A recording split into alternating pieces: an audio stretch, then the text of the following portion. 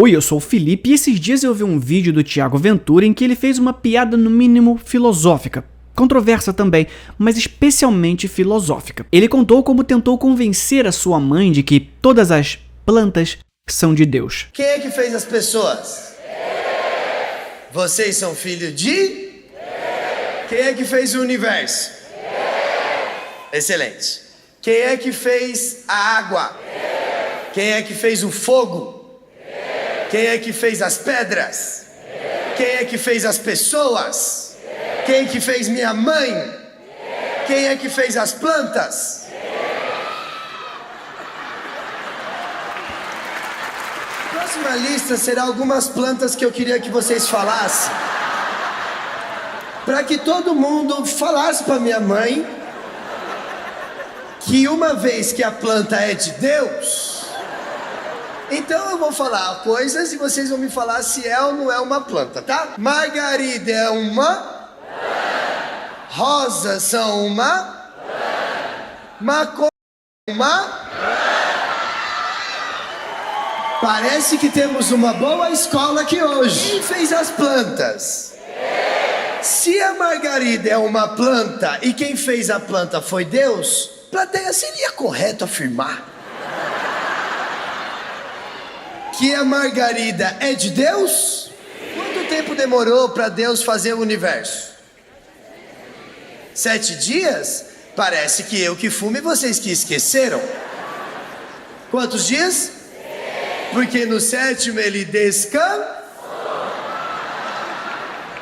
Um ser que nunca cansa precisou dar uma deitada. Senhoras e senhores, partindo do pressuposto que Deus cria tudo com perfeição, vocês podiam me falar o porquê que Deus, que nem Thanos, não fez assim, ó, e tudo apareceu? Porque até para Deus é necessário tentativa e erro para que entregue tudo perfeito. Então foi necessário um trabalho árduo de 6 dias seguidos para construir o maior universo de tudo e todas as coisas. Sim ou não? Sim. Partindo do ponto que precisa de tentativa e erro para entregar a perfeição, seria correto afirmar que tentativa e erro seria a base de teste? Sim ou não? Se Deus fez a terra, ele pisou. Se Deus fez a água, ele bebeu. Eu sou o Thiago Ventura, foi um prazer, senhoras e senhores. Eu adoro quando alguém fala alguma coisa que não tem nada a ver com o assunto, mas ainda assim eu posso dizer, eu tenho um artigo de filosofia sobre isso para recomendar. E é isso que eu quero fazer aqui hoje. Eu sei que religião é um assunto sensível para muita gente, mas aqui nesse canal desagrado apenas o conhecimento. Todo assunto pode ser discutido, e nesse caso, principalmente, a piada do Thiago Ventura é um pouco mais do que se Deus fez a ele deve ter experimentado. Ela carrega uma pergunta que pode ser reformulada da seguinte maneira: sendo Deus onisciente, ele possui conhecimento de todas as coisas, incluindo os estados mentais e sentimentos humanos? E é isso o que vamos tentar entender hoje. Deus sabe o que é fumar, mas nunca fumou. E você não precisa ser religioso para achar isso interessante, porque esse não é um vídeo sobre limite do humor ou sobre a existência e inexistência de Deus ou deuses, é um vídeo sobre a natureza da consciência. Sim, o meu tema favorito voltou. Vem comigo. Existem muitas maneiras de se conceber a ideia de um Deus, mas o mais comum é que se associe a essa entidade, seja ela qual for, a causa da criação da nossa existência. E para que seja um Deus criador, seriam necessários os famosos 3 onis. Onipresente, para estar em todas as coisas e acessá-las de forma irrestrita, já que não faria sentido um Deus que não acessa a sua própria criação. Onipotente, uma vez que quem criou teria acesso às regras que ele mesmo estabeleceu, mas principalmente onisciente, aquilo que tem ciência de todas as coisas. Cada uma dessas características renderia o seu próprio vídeo, incluindo uma dissertação sobre o clássico dilema de Eutífron e a origem da moral, mas a parte que nos importa aqui é essa tal onisciência. Deus sabe tudo em todo o tempo.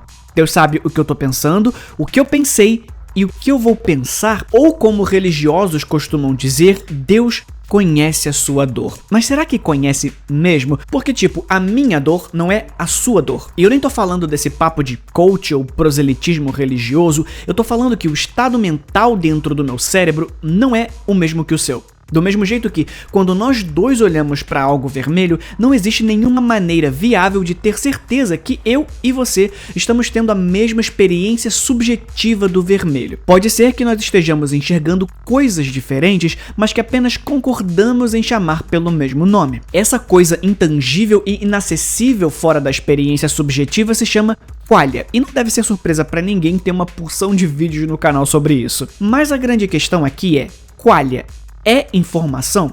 Se Deus sabe tudo o que pode ser sabido e só pode ser sabido aquilo que é informação, se a qualia realmente for informação, Deus sabe ou já experimentou todos os estados mentais possíveis? Eu vou repetir, mas dessa vez de forma muito breve, o que já falei aqui sobre o experimento mental da Mary no quarto cinza. Eu recomendo você assistir aquele vídeo porque falei bastante sobre esse dilema da qualia versus conhecimento e sobre lugar de fala também. Mas basicamente, o filósofo e professor Frank Cameron Jackson publicou um artigo em 1982 chamado Qualia Epifenomenal. Esse artigo receberia uma espécie de DLC em 86 chamada O que Mary não sabia. Basicamente ele conta a historinha de uma super cientista que vive num quarto preto e branco.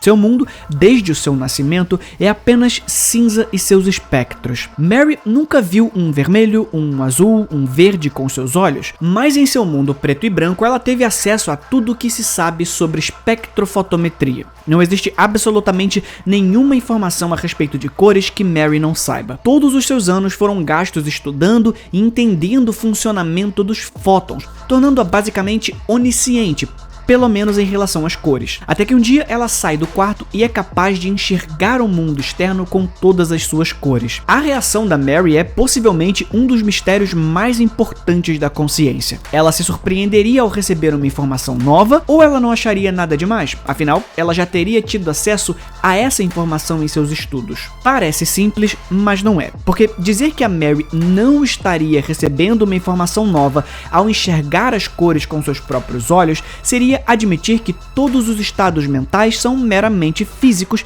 e acessíveis fora da experiência subjetiva. O que coloca a mente, e eu me refiro à mente, tá? Não ao cérebro ou seus processos físicos, como algo replicável. Ou seja, se a experiência subjetiva é apenas uma ilusão e a cor que você enxerga dentro da sua cabeça é tão somente um subproduto das interações do seu corpo, isso significa que a qualia não é uma coisa por si só, mas uma propriedade de alguma outra coisa. O que significaria também que se eu pudesse reproduzir essas interações cerebrais, eu criaria um outro você, que segundo esse raciocínio, deveria gerar a mesma experiência subjetiva que o você original. Essa hipótese é remota na realidade, mas só de imaginá-la dá para perceber que é inviável.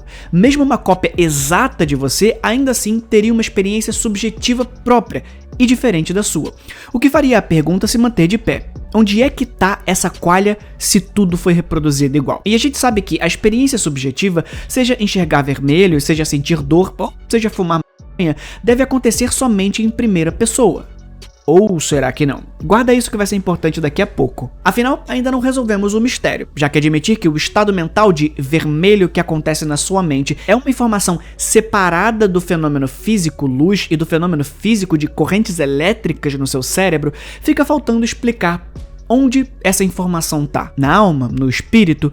Vamos avaliar isso já já, porque responder essa pergunta pode nos responder outra mais interessante, que é a pergunta do Tiago Ventura sobre se Deus já fumou maconha, ou pelo menos se ele sabe e experimentou o estado mental de estar chapado sob os efeitos de uma planta que ele próprio criou. Mas talvez o truque seja voltar um pouco e antes de aceitar alguma definição de qualia, tentar entender melhor o que seria onisciência.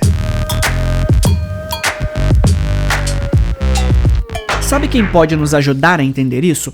O Henri Cristo. Eu sei que é um vídeo sobre um comediante, mas nem é piada não. Você já deve ter visto esse doido varrido fazendo a sua oração roteirizada, onde ele sempre diz "O Pai inefável". E é esse termo inefável que precisamos verificar. Basicamente, inefável é aquilo que não se pode descrever ou nomear devido à sua natureza incompreensível. Antes de qualquer coisa, precisamos aceitar que só acessamos essa suposta onisciência através de experimentos mentais. O conceito nunca vai se desenrolar por completo dentro das nossas mentes, inconscientes. Então, esse é um estado mental que não acessamos. Mas antes disso, uma mensagem dos nossos patrocinadores, que no caso sou eu mesmo, tá? Eu tenho alguns livros publicados de forma independente e se você curte histórias de terror, o link vai estar aqui embaixo. No meio do caminho é a história sobre o amor entre um casal de usuários de drogas. Assim Disse o Universo é um conto sobre determinismo. Satanás em Ré menor é sobre o pior lado humano na hora do desespero. Fios de Horror são mais de 10 histórias perturbadoras e, claro, 3 Pesadelos, que foi o meu último livro lançado. Não custa nada dar uma conferida, mas depois,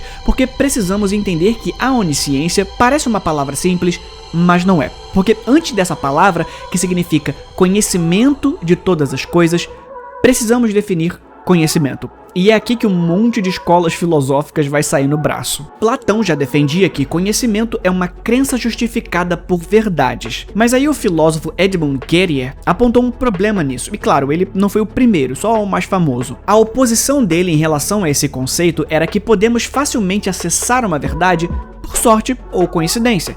Se eu digo que vai chover hoje e chove, eu posso dizer que eu sabia que ia chover, mesmo que eu tenha feito um palpite? Essa é, essencialmente, a discussão base dentro da ontologia, que é, em resumo, a parte da filosofia responsável por ajudar a gente a entender o que é o que e por quê. No meio de toda essa confusão, a gente sabe que o conhecimento humano depende muito de fontes como memória e percepção, que fornecem indicações ou sinais da verdade. No entanto, esses sinais podem ser falíveis, porque estão sujeitos a erro ou enganação mesmo. A ideia do conhecimento de Deus funcionando dessa mesma maneira indireta é muito diferente da maior parte de como os filósofos da religião concebem a onisciência. Porque se Deus existir e for onisciente, tudo que ele sabe não dependeria de inferência ou interpretação de sinais que podem ser enganosos. Se há um ser criador, ele deve ter um processo de cognição não físico, porque o físico é a criação. Pouco importa se é o Deus que fez homem de barro e o universo em 7 dias, ou se é o Deus que deu um peteleco inicial que daria origem ao Big Bang. Porque na maior parte das estruturas teológicas, especialmente aquelas que concebem Deus como atemporal e imutável, o conceito de memória é irrelevante. A memória envolve relembrar eventos passados com base em informações armazenadas, que são inerentemente vinculadas à passagem de tempo. Para um Deus atemporal, não existe passado ou futuro, tudo existe simultaneamente em um presente eterno e fixo, sem necessidade de acesso a eventos individuais. Deus saberia tudo porque ele é a fonte de tudo. O seu conhecimento não é separado do seu poder de criar. Ou, se preferir, a sua onisciência seria um subproduto da sua onipresença, e a sua onipresença um subproduto da onipotência. E assim temos o paradoxo de Epicuro. Mas eu trato disso depois, porque nessa estrutura, o conhecimento de Deus sobre todas as coisas é direto e imediato, surgindo da sua própria natureza e ato de criação, não de qualquer processo intermediário, que esse sim estaria passível a falhas. Nós precisamos do cérebro para acessar a informação do mundo físico, e todo o problema surge desse intermediário. Elimine o intermediário e o que você tem é informação pura. Alguns teólogos e filósofos costumam aceitar a onisciência de Deus sem precisar explicar os mecanismos específicos por trás dela. É o tal inefável que eu citei lá atrás. Eles podem simplesmente aceitar que Deus sabe tudo como um aspecto inerente da sua natureza, sem se aprofundar em como esse conhecimento opera. Só que é consenso entre os filósofos da mente e da religião que Deus, e aqui me refiro a Deus como substantivo, tá? Não como nome próprio, e sua possível onisciência sendo em relação a um conhecimento proposicional. Deus seria a Mary no Quarto Cinza e sabe tudo o que pode ser sabido sem necessidade de experiência. E se você prestou atenção até aqui, percebeu que isso só poderia ser possível se a experiência subjetiva da qualia não existir de forma independente, assim como o vermelho não existe por si só, mas apenas como propriedade de alguma coisa, o que criaria um empecilho terrível para a permanência da consciência sem o corpo. Ainda assim, isso gera um problema, porque estamos tentando entender se a tal da qualia é ou não é informação. E se for, significa que Deus deveria ter acesso a todos os estados mentais, incluindo a minha, a sua e a visão ou experiência em primeira pessoa de todos os seres sencientes ao mesmo tempo de forma imóvel e para sempre, antes de cada um de nós existir e depois, pelos bilhões de anos que deixaremos de existir. Tá sentindo como esse papo acaba estranhamente indo na direção do panpsiquismo? É intuitivo pensar que o fato de ter acesso a tudo que pode ser conhecido lhe permitiria todos os estados mentais possíveis, o que lhe privaria de uma experiência subjetiva em primeira pessoa. A filósofa Linda Wanda Trinkaus-Zagzebski, por exemplo, vai chamar isso de onissubjetividade. Esse é o conceito que descreve a capacidade de Deus ou qualquer ser onisciente de compreender com perfeita precisão e completude a perspectiva em primeira pessoa de todos os seres conscientes. Em outras palavras, Deus não apenas conhece fatos sobre as experiências das criaturas, mas também vivencia essas perspectivas subjetivamente, como numa forma perfeita de empatia, quase como se Deus fosse a engrenagem de uma simulação do universo.